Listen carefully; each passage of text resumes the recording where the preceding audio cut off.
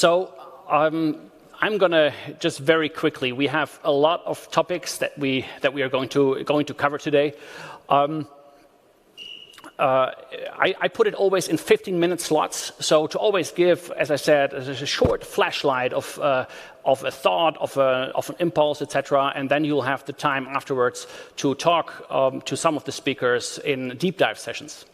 And I'll start it off right away now with Anna from Giant Swarm and Valerie from Remiso about remote work.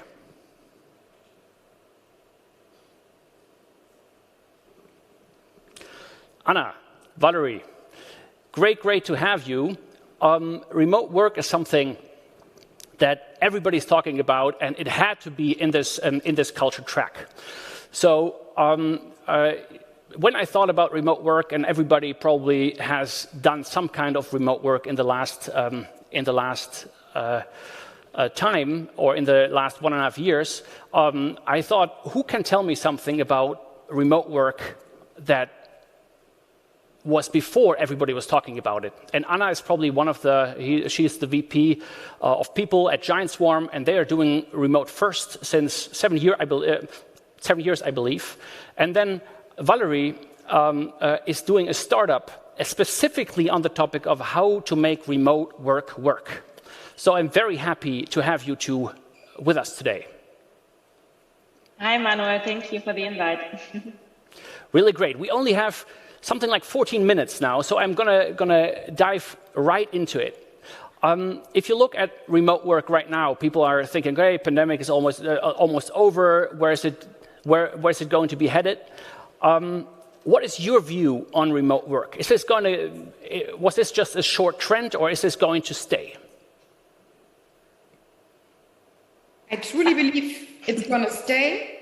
I truly believe that the pandemic just accelerated the issue of having more or less a global workforce where people decide on what they want to work and do not care about borders and organizational structures anymore so much.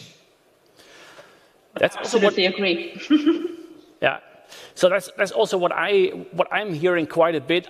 But I'm hearing that not necessarily from the business side of you, but a lot from the people working at companies. So they're actively saying, I have a few friends that totally changed their, let's say, their behavior, and they work from home, and they say, I just don't want to go back, and my company is forcing me back, or they might force me back, and if they do, then I will find a different employer. Is that something is that just my bubble, or is that something that you are seeing actually? I absolutely see this. I've been speaking to lots of people in the past couple of months working remotely, basically forced through the pandemic, but also now speaking to people who actually get forced back to the office because it's okay to be in the office again, so to say. And many of them actually say, obviously there's always this part of people who say, I want to go to the office, I want to have people around me.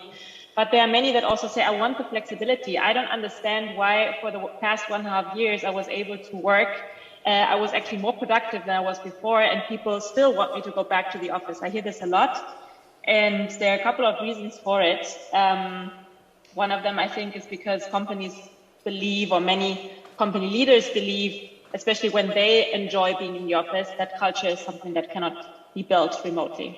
And this is a problem. But what does that, I would like one, Manuel. You mentioned, is it just my bubble? And I would kind of agree to that.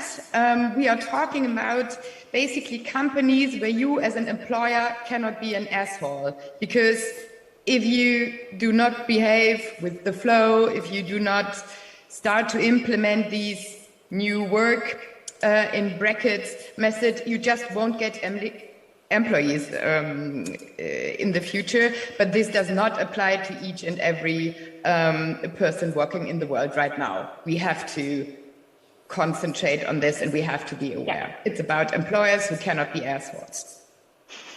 That's actually a very good guideline, I would say, for any employee anyway, but I totally agree. So let's get very specific. If you think about, and you are really experts working since many years in a remote setting, a lot of people struggle with, okay, how do I make sure that people work? How do I create this how do I create this team bonding, etc.? Can you give me, it's a little bit superficial, I know, but you're going to do a deep dive in 10 minutes on this in a cabin, but give me a little bit of glimpse. What are your 2, 3 best tips where you say businesses that really want to go that way, do more of remote work, want to stay remote, what should they be doing? What should they be working on?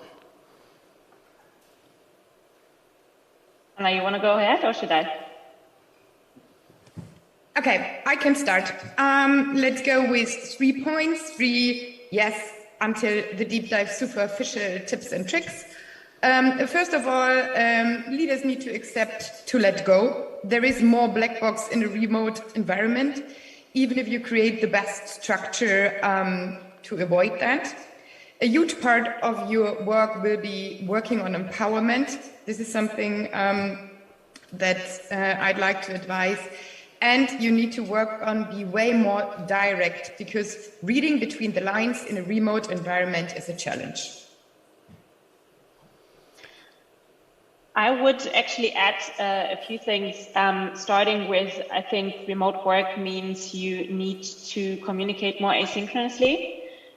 Which means that documenting and writing will become your superpower, hopefully, and you need to get the right tools that help you to document in the right way.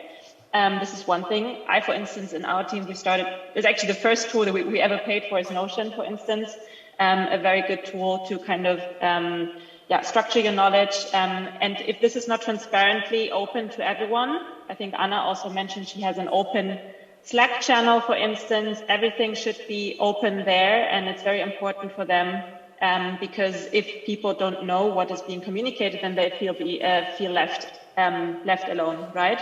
So this is very important here. And also what's very important, I would say, you cannot build the culture you were building in the office. Culture doesn't mean you're sitting around drinking a beer. And you're also not just chatting around the water cooler in a coffee kitchen. What you need to pay attention to is building culture very intentionally, and you have to plan for it. Sounds a bit unromantic, but it needs more structure to connecting. And I believe very much in the power of rituals here. So you have to set up your flows, so to say, where you know that you're going to meet up for sure. Let's not talk about tools, but let's talk about exactly this point. Rituals. What kind of rituals might that be? It is things like setting the tone for a daily check-in, so to say. I think many have done so already, kind of meeting each other. It doesn't need to be a synchronous check-in. It can also be an asynchronous check-in. But just knowing this is coming up, I know that I have to prepare something. But also, I think a ritual can be a quarterly offsite, and knowing that this will come up, very intentionally planning for meeting up, for instance. But a physical offsite, right? Absolutely. And I think this is also what many people don't understand. Remote work doesn't mean you'll never meet in person. I think we all know that that meeting in person is very important, and we're all human. But it is important to plan for the things. It doesn't mean that you have to be per se in the office, just sitting around waiting for someone to give you a task, right? The other thing in terms of rituals, it can be an appreciation ritual, right? Just knowing that something is coming up throughout the week where you know that you say thank you to someone because you don't see each other anymore. It can be something like just knowing that on once during the week, you're going to share something about your world with each other.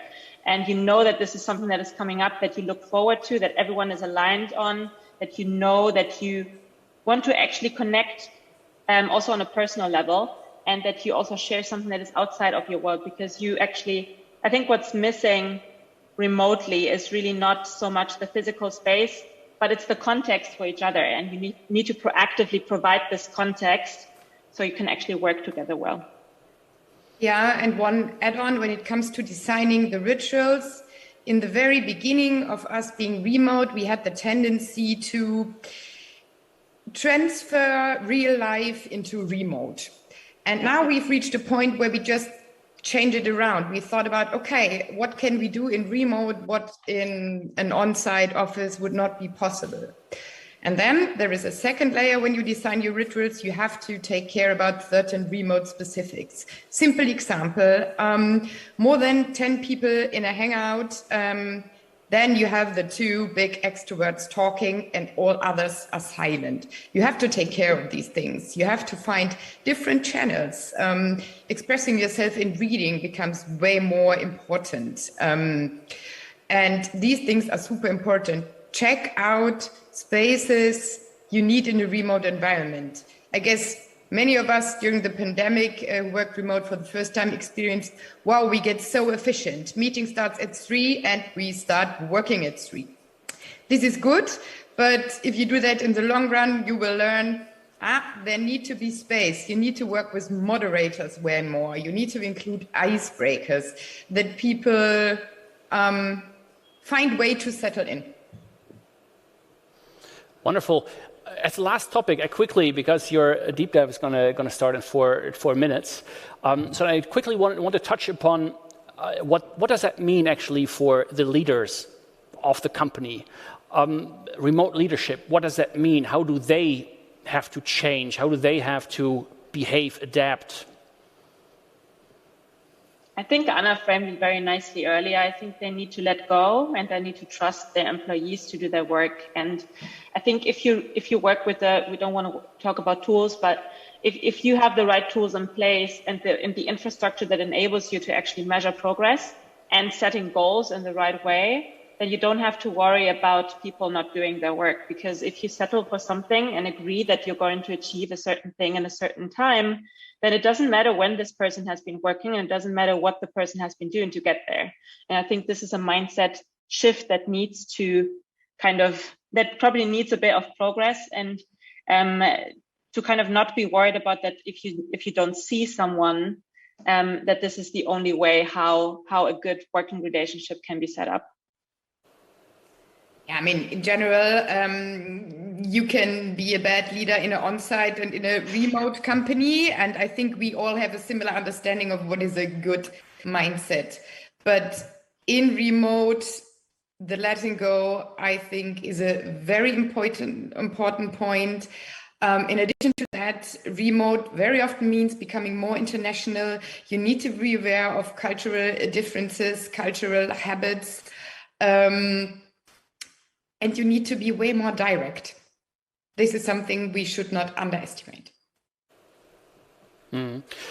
How do just one very specific question. How do I find out if people don't work or don't do good work?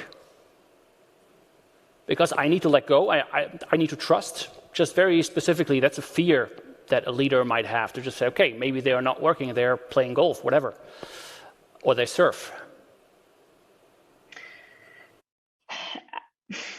This is a weird question to me in the sense that I would want you need to set goals with your employees. You need to set goals also for yourself as a company, right? And if there's a goal, then there should always be a time frame in which that goal should be achieved. And if this is set and everyone is aware of it, for instance, at Remy, we work with the OKR model. I think many companies do the same.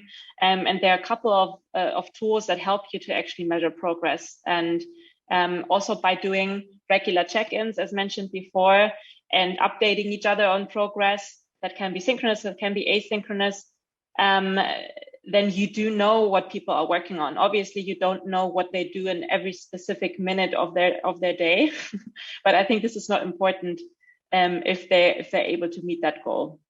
I don't know what else would help. Anna, maybe you have a few other thoughts. It's a way of thinking. I truly believe that it's very good for leaders to trust everyone at 100% when people start. Don't earn this trust over 25 years until you get the golden watch.